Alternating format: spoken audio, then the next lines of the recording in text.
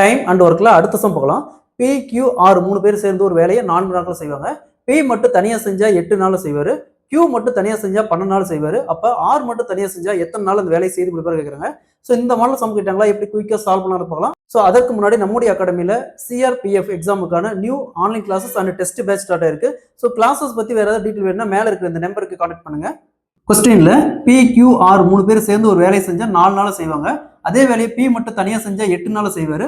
அதே வேலையை Q மட்டும் தனியாக செஞ்சால் 12 நாள் செய்வார்னா, ஸோ R மட்டும் தனியாக செஞ்சால் எத்தனை நாள் செய்வார்னு கேட்குறாங்க. இந்த மாடல் சம் கேட்டாங்களா, ஃபர்ஸ்ட் இந்த 3க்கும் எல்சிஎம் எடுங்க. எல்சிஎம் எடுத்தால் 3க்கும் 24. ஸோ 4 எத்தனை டைம் இருக்குன்னா 24 வரும், 6 டைம். 8 எத்தனை டைம் இருக்குன்னா 24 வரும், 3 டைம்.